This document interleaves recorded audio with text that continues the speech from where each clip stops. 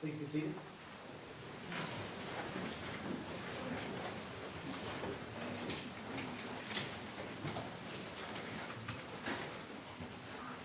Good afternoon. We're ready to call the case of Olympus v. William DeWolf Jr. Counsel, are you prepared to proceed? Yes, Your Honor. Please do so.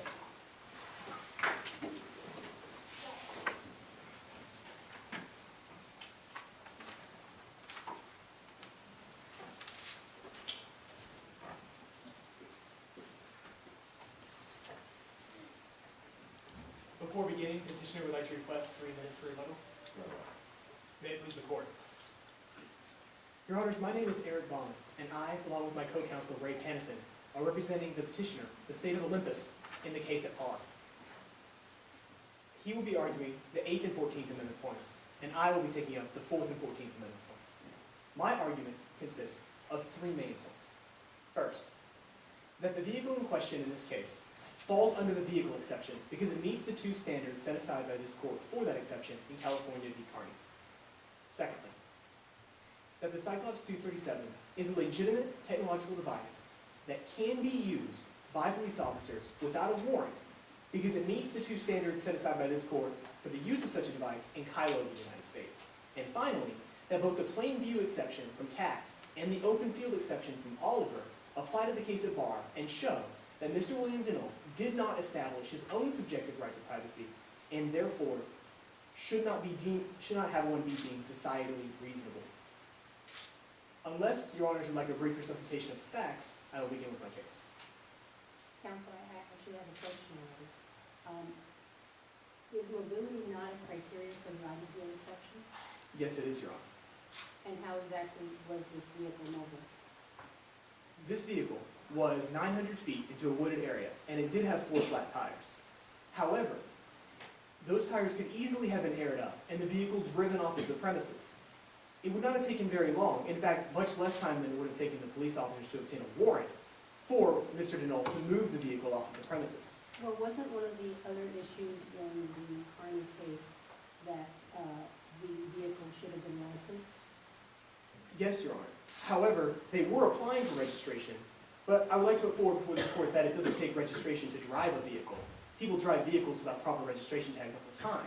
It can still be readily mobile, and the evidence can still drive away whether or not the vehicle has registration. The vehicle in question does meet both of those standards because the tires could be aired up long before they could obtain a warrant. Now say, if DeWolf and his stepfather had taken the tires off the vehicle and put it up on cinder blocks, then it might be a residence. But because they did not do that, because the tires were simply flat, it does meet the standard of being readily mobile.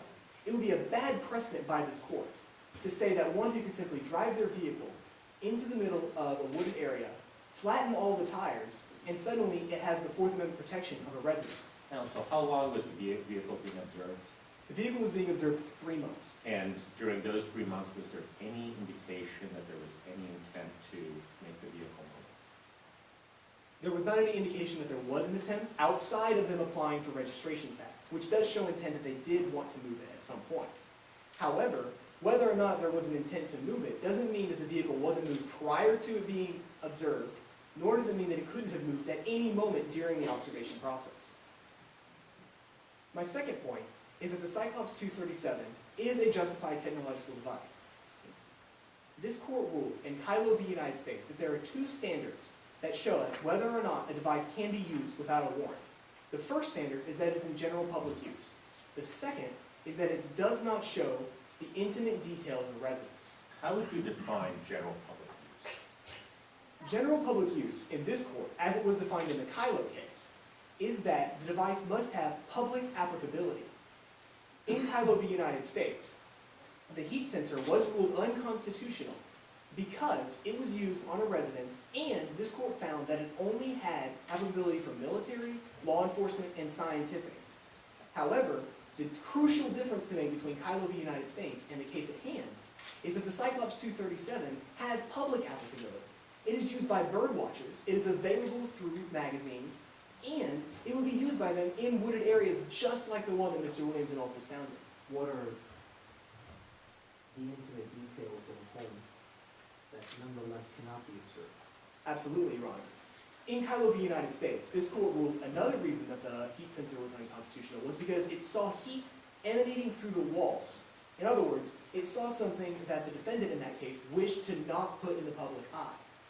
However, in Katz v. United States, this court ruled that what one chooses to make available for the public to see is not under Fourth Amendment protection.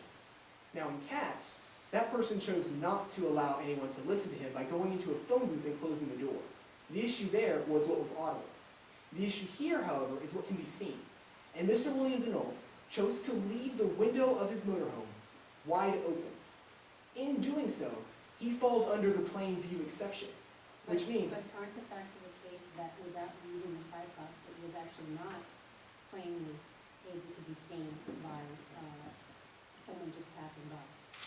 It could not be seen by someone just passing by, Your Honor. However, this court ruled in Oliver v. United States that in order for one to extend their curtilage of their property out to its full boundary, they have to build a fence around it. William Denolf chose not to do that. Therefore, the open field exception from that case also applies. Consequently, an officer could simply have walked onto the property, walked up to the recreational vehicle, looked through the window, and see exactly what she saw with the Cyclops 237. So if you tint the windows, you're okay. The window was open. I know. If you tint the windows and that can't be seen, the court has never ruled about window tint. But he did not put curtains in front of his window, which would have been a guarantee that nobody would have been able to see. If you put up blinds, if you pull on the cord so that the blinds tilt, and you can see partly inside, have you protected your subjective expectation of privacy? I'm not sure, Your Honor, and that would be a completely different case. It might be, but answering the question is going to let me figure out what your core principles are, and to figure out whether or not adopting them is going to lead to a problem down the road. If the respondent did have blinds on his windows, and he had tilted them even slightly, then he would fall under at least some form of Fourth Amendment protection, most likely. But this court has never ruled on that.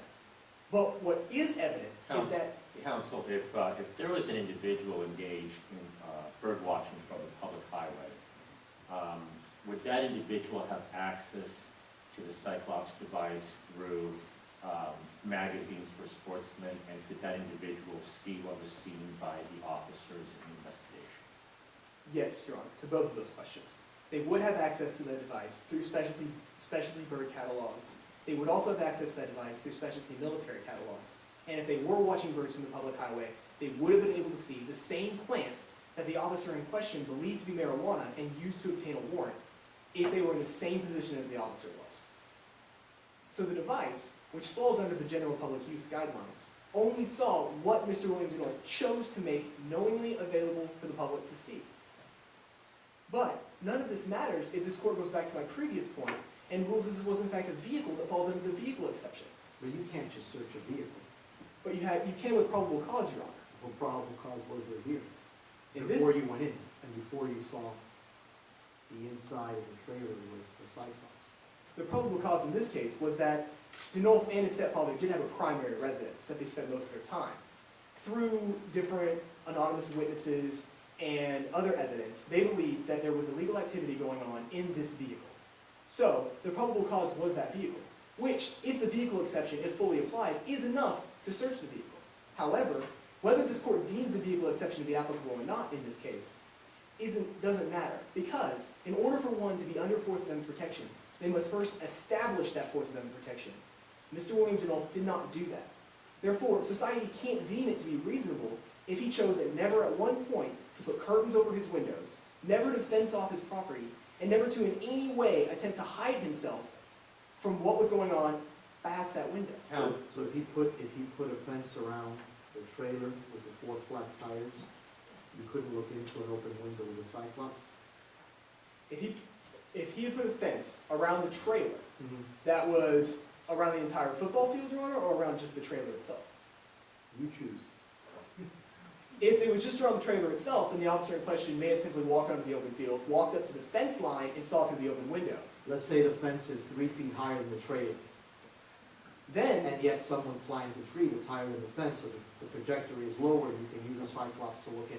No, Your Honor, because this court has ruled it all over the United States that once a fence like that is erected, they have actually extended their Fourth Amendment curtilage beyond that. And if the window is not visible from just standing on the other side of the fence, not climbing a tree, then it is different. It would be a completely different case altogether. Doesn't that seem like a silly constitutional rule? It may, That we're dealing with the length of a fence to figure out whether or not there's a constitutional protection. it does seem silly, Your Honor. However, it's not just the fence that's in question. What's also in question is the fact that Mr. William Donnell chose to leave his window wide open. So, But it's in a wooded area, a secluded area, isn't it a little different than a home in a neighborhood? yes, it is, Your Honor. My time has expired. May I answer your question? You may. It is a little different, Your Honor. However, not to the extent that William Donnell did not establish his own Fourth Amendment privacy. Simply by driving into a wooded area, flattening the tires on his vehicle, rolling down the window, and assuming the trees count, is not the case. Mr. William Donnell, by leaving his window open, by not fencing off his private property, chose to neglect establishing his own Fourth Amendment protection. Therefore, society cannot deem him to have that protection. And for these reasons, we ask this court to overturn the previous court's ruling and rule that there was no search that was unconstitutional. Thank you.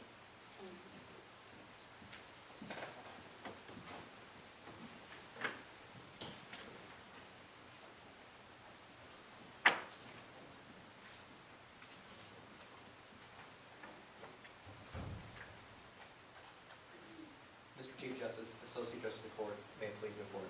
My name is Ray Pans, and I'm here today on behalf of the petitioner of the State of Olympus in the case at bar. And I'm here today to demonstrate to this panel that the State of Olympus did not violate Mr. William Donnell's protection of the 8th and 14th Amendments protection against a punishment that was cruel and unusual for two reasons. First, that Proposition 417 was a legally enacted law by the people of the State of Olympus, and this court has ruled that states have the supreme discretion in determining punishment for offenders within their jurisdiction, as long as that punishment is within the bounds of the Constitution of the United States. And secondly, the way that Proposition 417 is crafted and applied in the case at bar, there is no constitutional violation. This court ruled in Ewing that states have the discretion of punishing the offenders within their jurisdiction within the bounds of the law. Proposition That 417, doesn't tell you much, though. was that your? That doesn't tell you much, though, because the whole question is what are the bounds of the law? Right. Well, So is there a proportionality requirement embodied in the Eighth Amendment?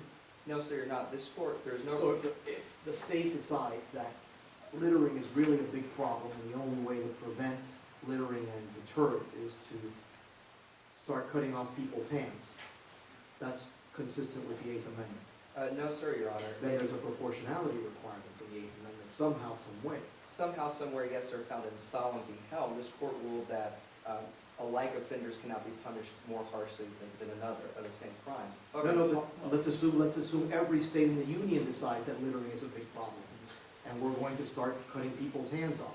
Well, then this court should look to Justice Rehnquist's decision in Harlan v. Michigan, which states that cruel and unusual are not mutually exclusive terms.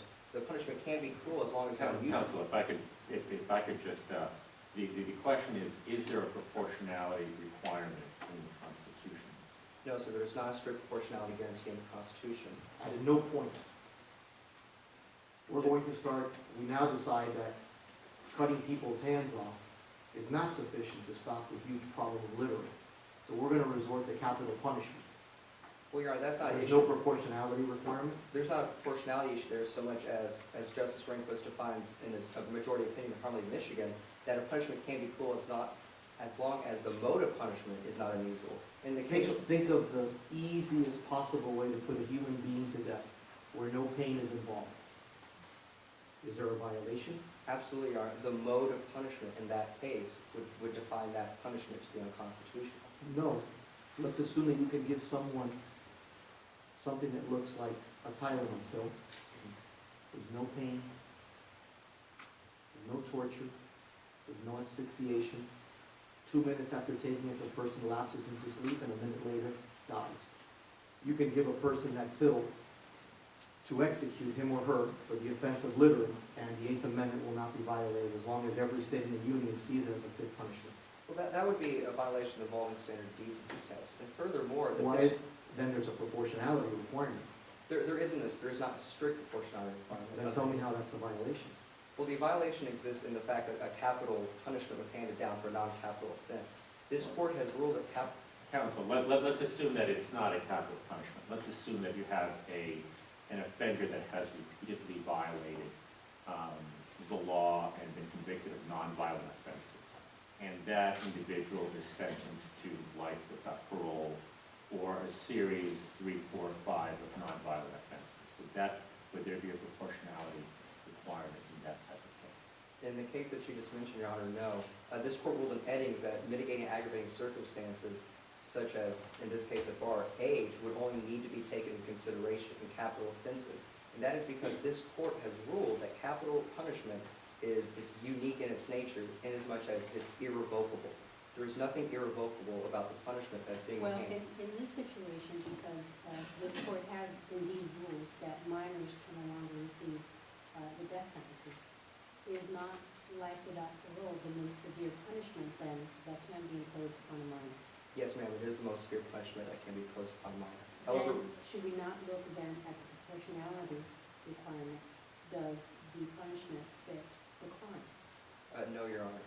When this court deemed that life in prison without the possibility of parole is an acceptable punishment for the crime of, for a minor, this court did not simply set aside that punishment for capital offenses. This court simply stated that that is an acceptable means of punishing a minor, which is what the people of Olympus chose to do here. Counsel, let's assume that there is a proportionality requirement.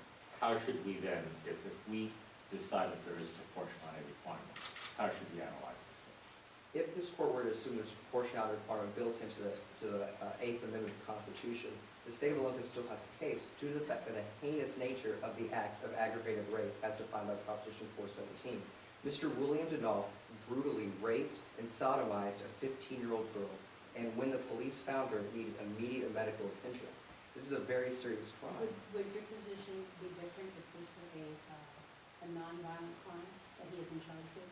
If this were a non-violent crime and he received life in prison without the possibility of parole, Correct. that would be a completely different situation, Your Honor, and the facts of that case would need to be analyzed closely. However, in the case at bar, we see Mr. Denolf was charged with aggravated rape of a 15-year-old, and it was a heinous act.